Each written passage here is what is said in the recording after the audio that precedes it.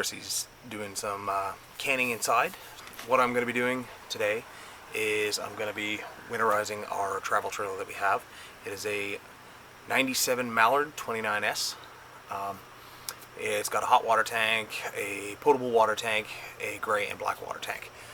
So for the most part, we're going to be making sure that we keep everything from freezing up over the course of the winter. I've got everything that I need for it, and I'm hoping that just like last year, we have a good successful winter and make sure that nothing freezes up on us. The other thing we're going to be doing is I'm going to be doing a little bit of rodent prevention. There was a number of things that were in the trailer here for the entire winter, and I didn't find a single piece of mouse poo in the entire trailer, which was an excellent sign. So even after very close inspection of other parts of the trailer, we still found no signs of mice in the trailer, which is excellent because they can cause an extreme amount of damage if you get a mouse infestation in your trailer. In other trailers we've had in the past, we've tried multiple different things to try to keep mice out, and nothing really worked. We've tried your standard mothballs. They don't keep the mice out, or they may have in the past, but they don't anymore. And I really can't stand the smell of mothballs to begin with. We've tried cedar mothballs. They smell better, but you still have the same result. It didn't really keep the mice out. They do smell better, but they're really not really that effective. There's a couple of things that we've tried. We've tried bounce sheets, and mice have actually used that as a nest. It didn't really do anything. They used the bounce sheets and made a nest out of it. The last thing we tried was some Irish Spring soap, was something that I tried, and again, they ended up eating it. So really, the thing that we're using now, I've recommended to a few people. You'll see what it is a little bit later on, but I found it to be extremely effective in just keeping the mice from wanting to come into the trailer. And like, I've had snow like piled up to here on the trailer, so it'd be very easy for them to find a way in, but they just don't even want to. So if they get close, they smell what I've got in here, and it's just like, don't want to be a part of it. So it worked out really well. So get ready for that, because I found it to be perfect, and I hope you do too. Okay, so I'm back here right now at our hot water tank. Here's where I light up the hot water. It runs on propane, is the only thing it'll actually run on. So we have it set up right now where everything's off. There should be no need to heat anything, so we're nothing to worry about. I left this on after shutting off the tanks, because that way it allows the most propane to be drained out of the line as possible for when I shut off the tanks. So it just runs through and ultimately ends up burning off itself on the pilot line. So it cleans everything right out of the system, which is perfect. So I'm just going to turn that off. All right. So down here we've got a plastic cap that screws in, and that is the drain for the hot water tank. It's not a very big tank, but you do have to fill it with antifreeze. I've got that set up for this year. So, but you have to take this off, let it drain, put it back in, and then we can start pumping some antifreeze through the system. So we have to make sure that we get the antifreeze through every single line, because if you don't, you can burst a line or a fitting in the line, and then you're going to end up with water in your trailer in the spring. So let's drain the hot water tank.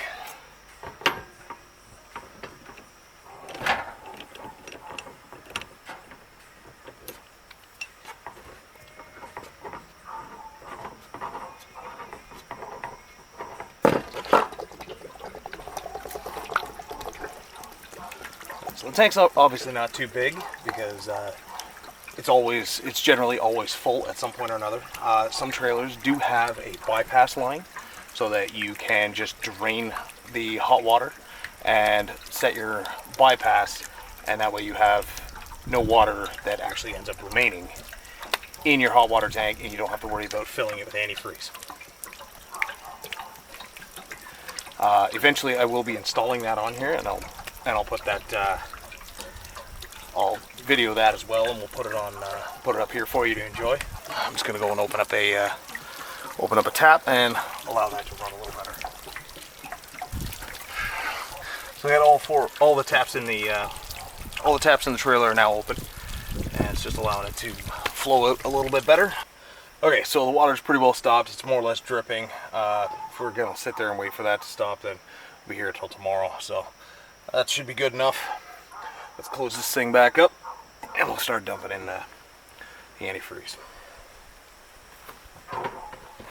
Okay, so this is our potable water intake for the tank that we have stored just underneath the trailer here. I've got a drain line for it right here, which we're gonna also open up and get rid of any remaining water that happens to be in there right now. And then I'll put a funnel in here, and I'll start dumping in antifreeze. And then we can turn on the pump and start running it through the whole system. All right, good. I'll seal this off.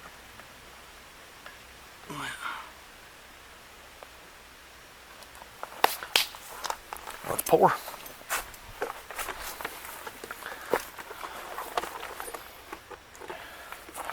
This is the stuff that I got. It's winterproof, good to -50. I picked it up at Canadian Tire.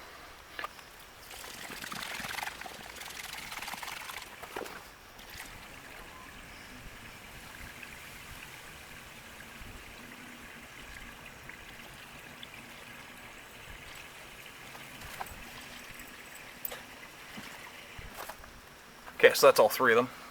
What we're going to do is I'm just going to leave this as is for now, because if I have to add that other one, I don't want to have to retie, so it's not a big deal to leave it open while I take care of this. So let's head inside. Let's get to it. Close up all the taps. The last thing we need is a bunch of stuff shooting at us. Okay, so all the taps are closed. We're going to basically fill the system with the antifreeze that I just dumped in.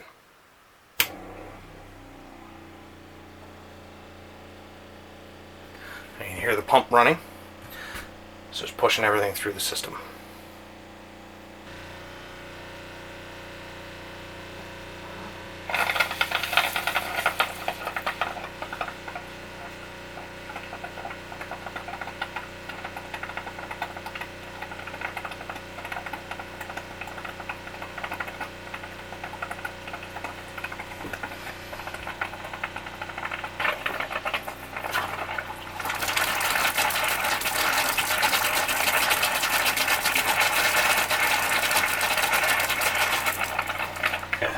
So you can see we've got some color coming out from the cold water.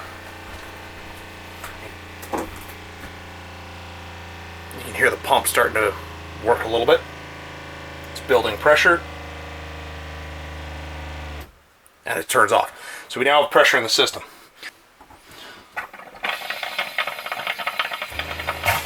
Pump kicks back on, and here we go.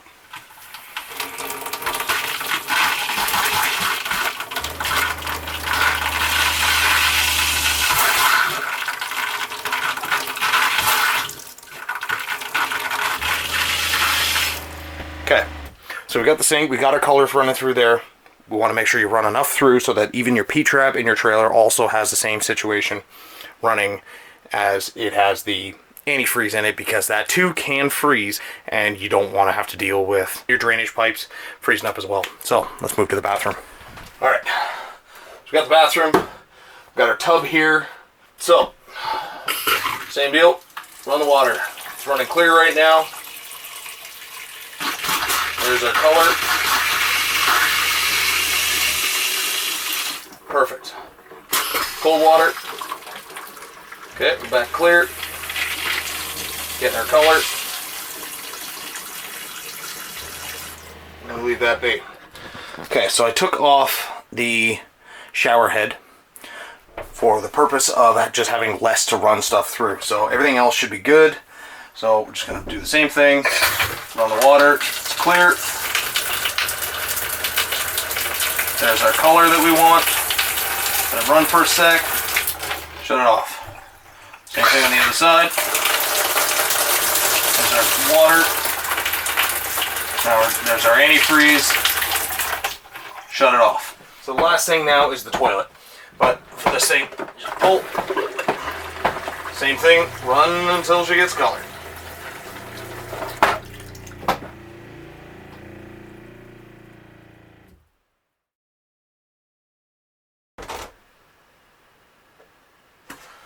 Alright, so now to the next phase of the winterization of the trailer. Something that I use in the past, the last few years, what I've used is this stuff right here. Okay, this is whole cloves. Okay, now personally I find these to be very nice smelling. I know that not everybody's going to agree with me, but at the end of the day, this is what I find to be the most effective at preventing mice from wanting to come into whatever it is you want them to stay out of.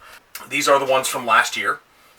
I don't just toss them after the first year. You can get multiple years out of them. If you want to be as diligent as possible with it, you can replace them every single year. All right. So what I do is I have some fresh pantyhose here that I've got, and what I do is I basically just cut them up, tie a knot in both ends, throw some in, and then I add it to a cupboard or throw some in the bathroom, into the kitchen sink here, any cupboard, any major storage area. I can probably take this one and make 2 out of it. So knife, which is perfect. So take it. So I'll just throw a few in. 2 little fingerfuls really should suffice. A little bit, you don't need much. Now, for those who like the idea of reusing as much as possible, you can do old pantyhose that you get a run in or something like that. In the past, I've tried Irish Spring soap. They ate it. Mothballs. I've had one of them. I've seen containers like this. I just put some in, and I saw some look like bites taken out of them. So that was ineffective. Cedar mothballs. They smell better. They did smell better than the regular mothballs, but ultimately, same thing. Also ineffective at keeping the rodents out. And I say rodents because you've got multiple different potentials. Some people say mice. Some people say rats. One thing that people don't really take into account is actually squirrels and chipmunks. They can find their way in, and they can cause just as much damage as mice. So something else just to keep in mind. So anything that you store, you want to keep the rodents out of. These are the most effective I've found. And if somebody else has another method that works for them, please feel free to put it in the comments. I would absolutely love to hear what other people use and how effective it is. If you've tried cloves before in the past, or if you've had success with mothballs or cedar mothballs or anything else, any other thing that someone else suggested and you've tried, please do not hesitate to put it down in the comments, because this may be something where the mice in our area up here in Canada, they don't like this, but it could be where mice in different areas, they're not bothered by it. So but give it a shot. If it works for you, excellent. That's what the point of this is. Alright, so I'm just going to toss a couple into some drawers here, because why not? One can go there. Alright. One can go there. Alright. One up there. One up there. Alright, I got 3 more packs here. Just toss them into a couple of places, and everything should be just fine. Alright.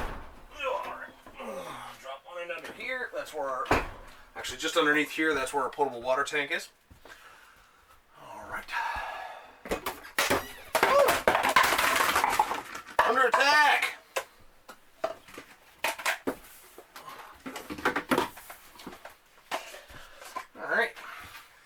Always something to be wary of when you're driving. Oh, things can shift as you drive. So, heads up.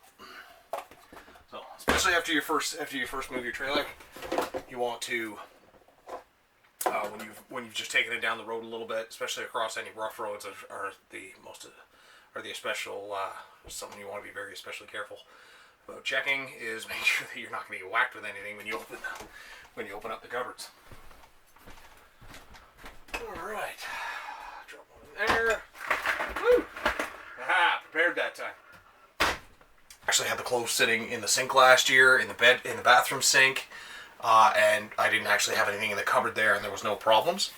I had one sitting on a shelf that we've got in our bedroom, and then I had one sitting on the kitchen table here. The easiest way to get rid of it after is when the weather's nice, open the windows, blow some fans around, just get some airflow. Put an air freshener, and that will probably help if this is something that you're not a fan of. So, all right. So that is ultimately the mouse or rodent prevention method that we use. Like I said, it's been quite effective for us. I will be putting in some fresh clothes later on. Last couple things I got to do is I just have to basically take the bedding, the pillows that are still in here. I've got to pull all them out, and then the absolute last thing I'm going to do is the battery.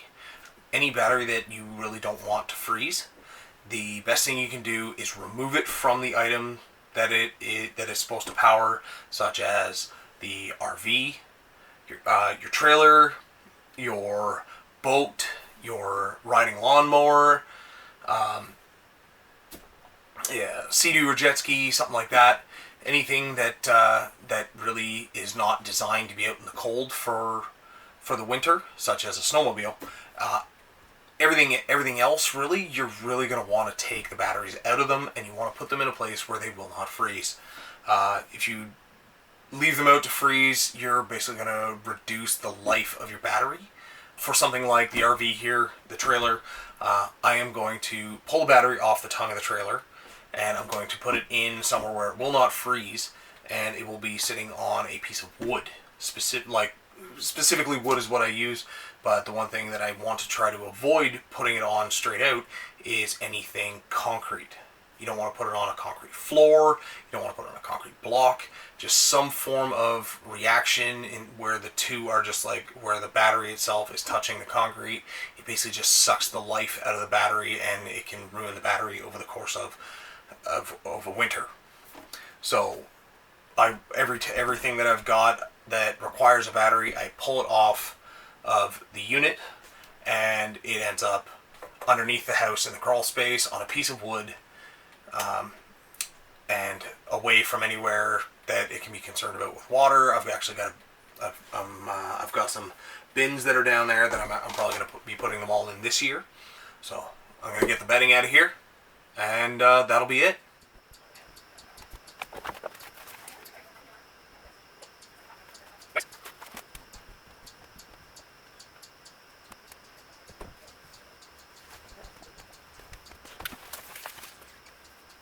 Okay, so trailer's winterized. It's ready to go. Should be good to keep the mice out and keep the lines from freezing up. That's the ultimate goal that we had for this. So it should be good. I'm feeling pretty confident with it. Last year was no problem at all, so I'm feeling good about it for this year. Thanks for tuning in. Hope you find the advice that I've got for you to be helpful. On that note, thank you very much.